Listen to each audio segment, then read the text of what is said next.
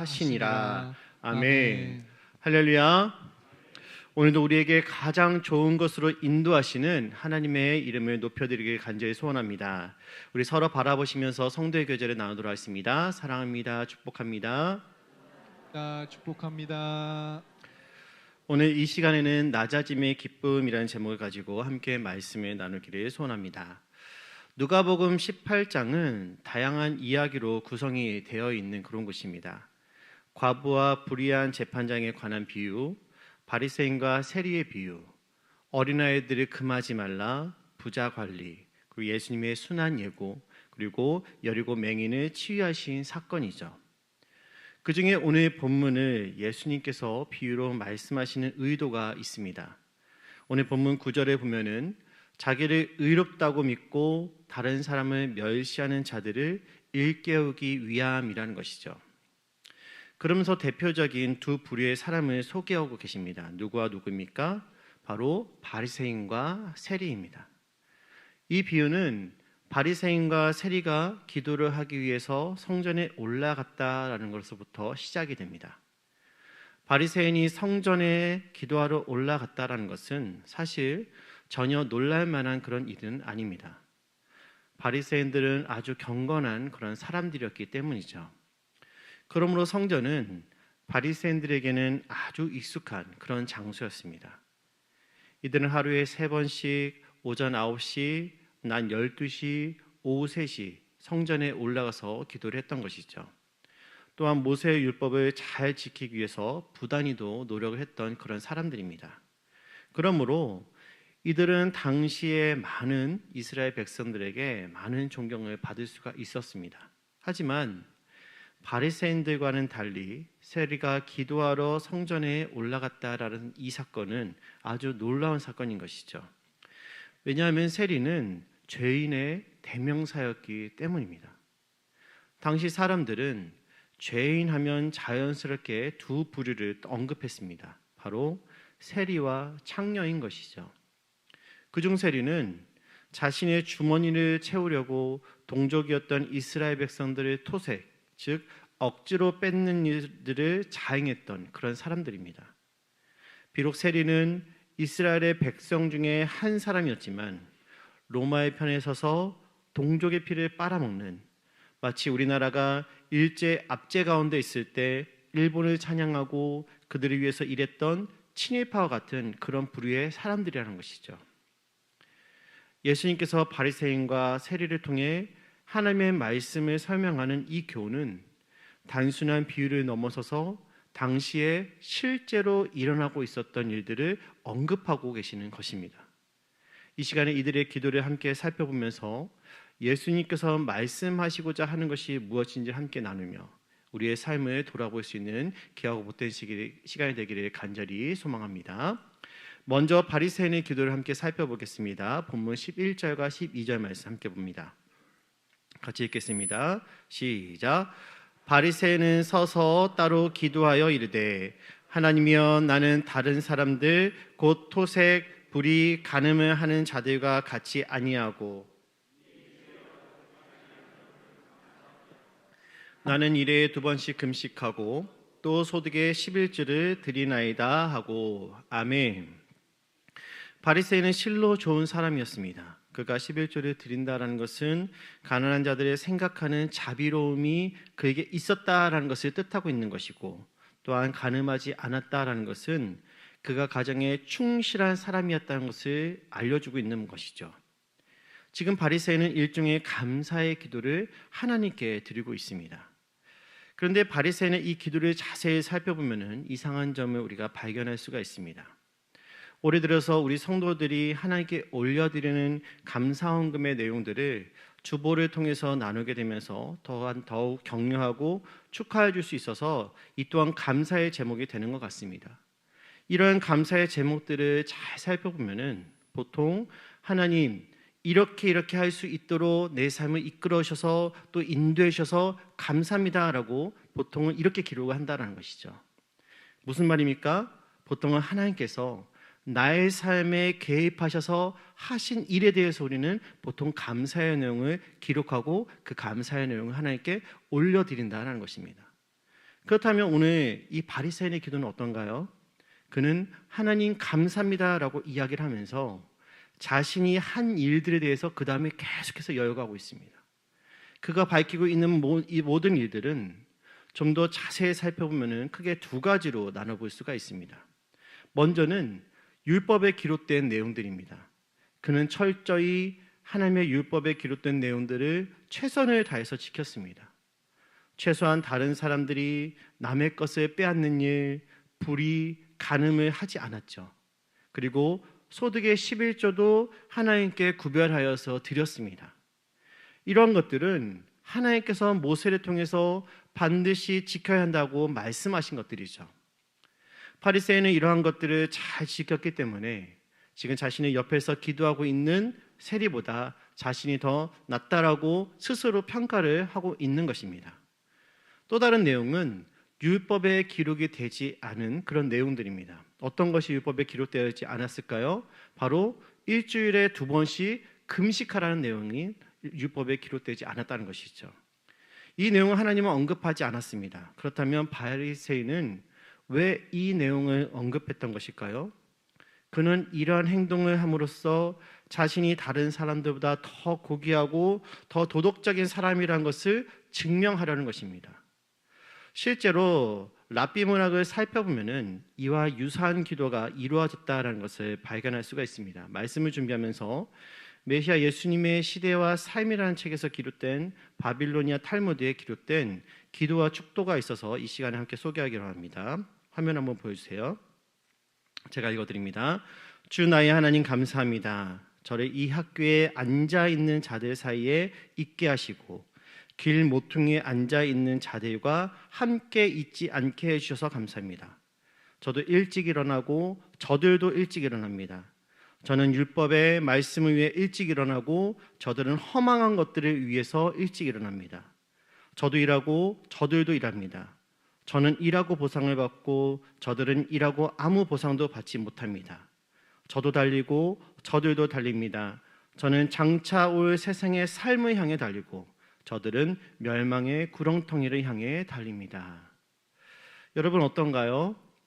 이처럼 바리새인들은 하나님 앞에서 자신들이 의롭다라는 것을 증명하기에 급급한 것을 볼 수가 있습니다. 그런데 이러한 방식으로 자신을 증명하려 한다면 끝이 없다는 것이죠. 왜냐하면 모든 사람들이 갑자기 일주일에 2번씩 금식을 하게 되면 무슨 일들이 벌어지게 될까요? 자신이 그동안 했던 이 금식은 더 이상 다른 사람들보다 자신을 더 의롭게 해주지 못하게 되는 것입니다. 그렇다면 이 바리새인이 선택해야 되는 것은 무엇입니까? 자신은 이제 일주일에 최소 금식을 3번 이상 해야만 자기 자신이 나타냈던 그 의를 더 높일 수가 있게 되는 것이죠. 이런 식으로 반복이 된다면 끝이 없는 것입니다.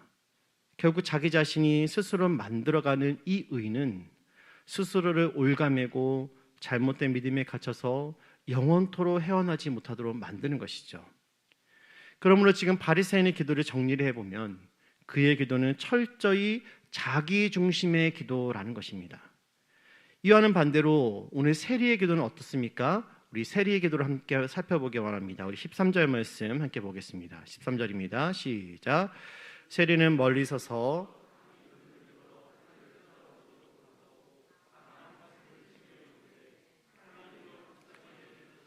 나는 죄인으로소이다 하였느니라. 아멘.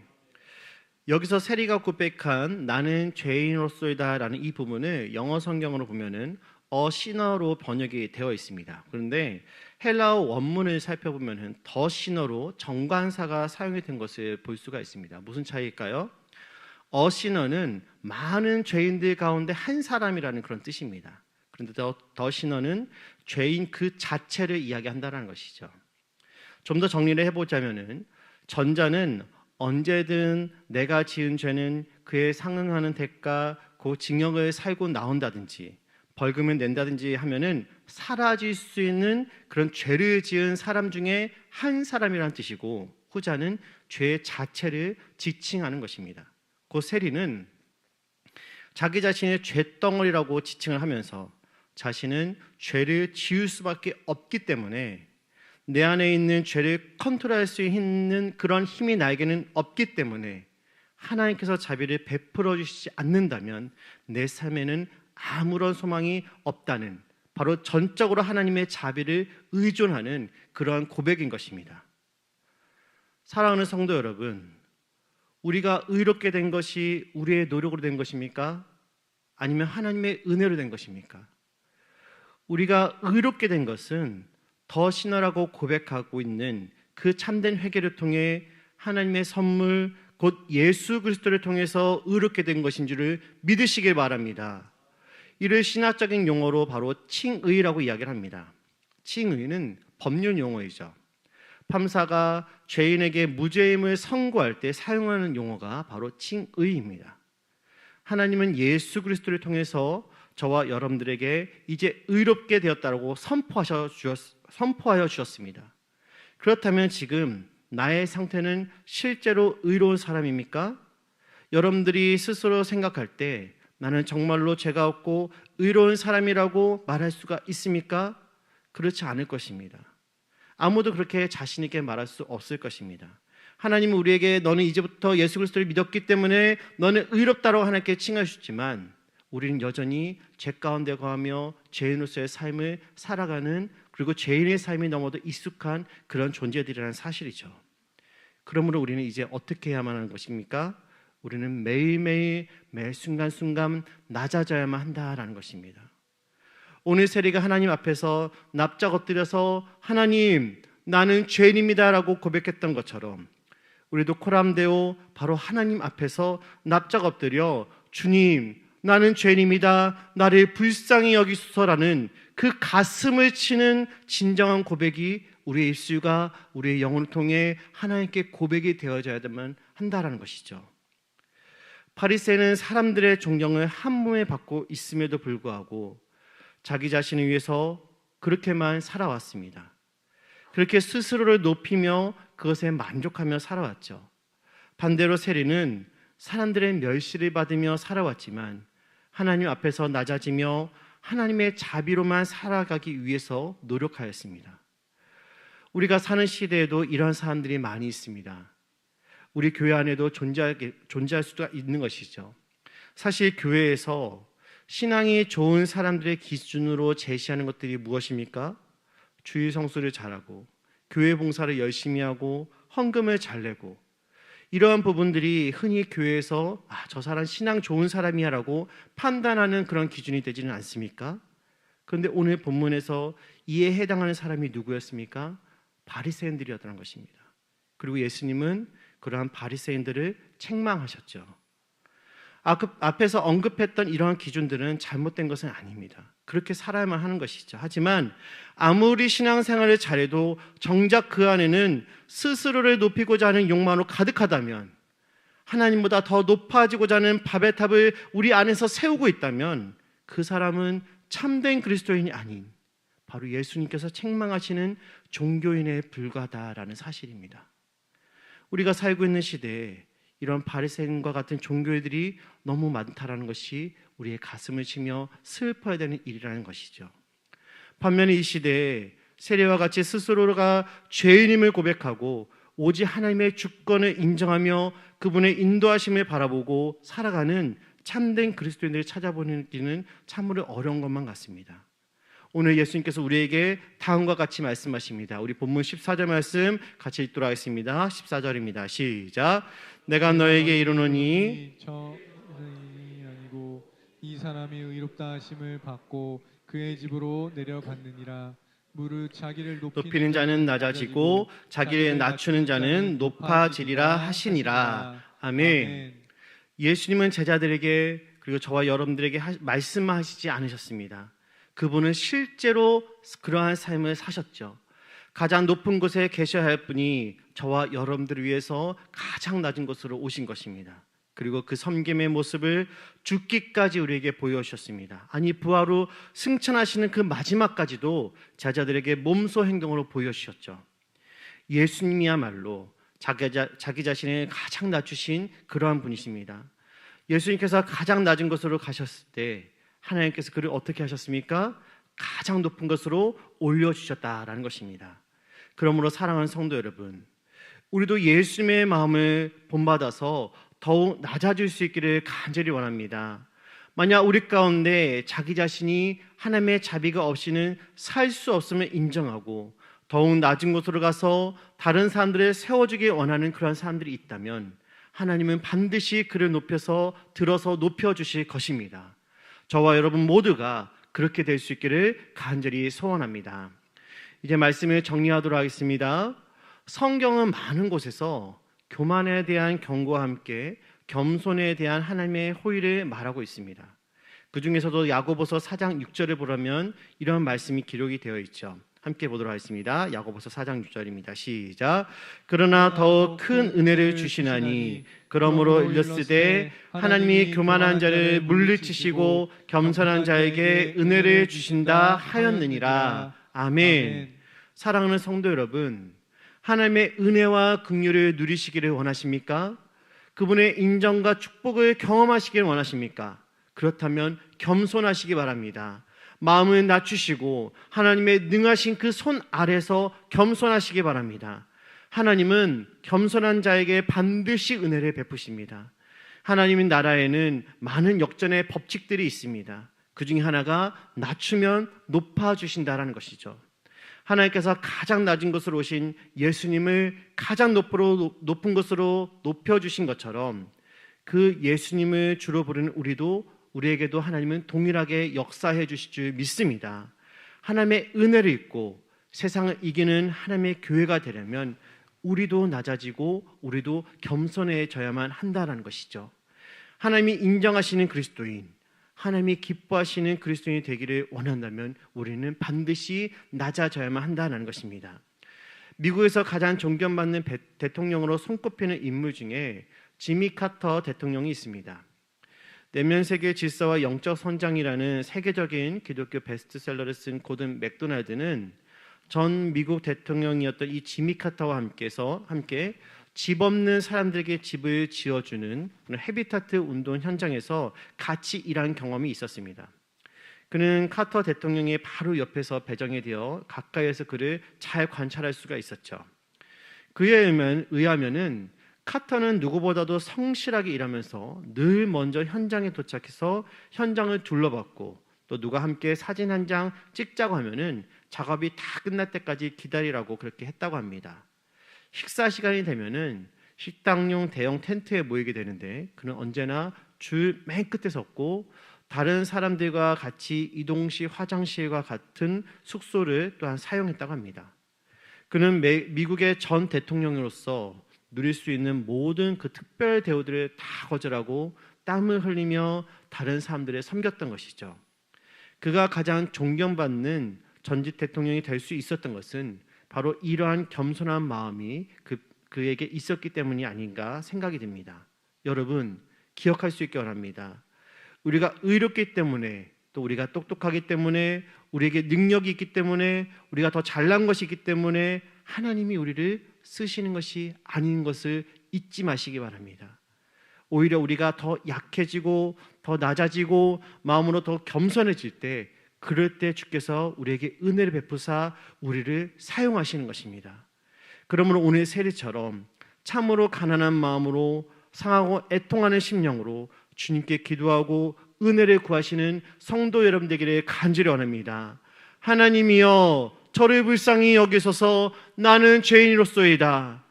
이 고백이 우리의 고백될 수 있기를 간절히 소원합니다. 마지막으로 빌립보서의 말씀을 함께 읽으면서 우리가 이 마음 함께 품을 수 있기 원합니다. 조금 길지만 빌립보서 2장 5절부터 11절의 이 말씀 정말로 이 마음 우리가 같이 품을 수 있기를 간절히 사모하면서 한 목소리로 함께 읽도록 하겠습니다. 시작.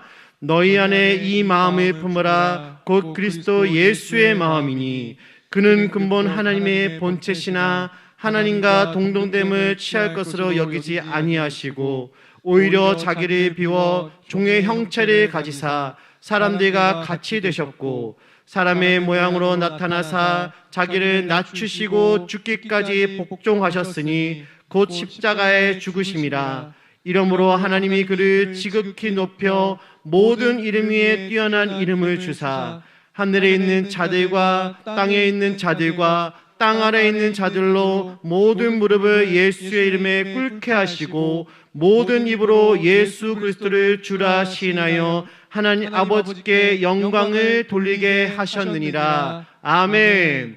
우리 모두 다 예수님의 이 마음 본받아 우리도 언제나 낮아지고 하나님 앞에 하나님의 은혜를 구하며 살아가는 이 한 주간 기억을 못된 삶을 살아가는 우리 성도 여러분들의 삶이 되기를 간절히 소원합니다. 우리 함께 찬양하며 기도의 자리로 나아가도록 하겠습니다.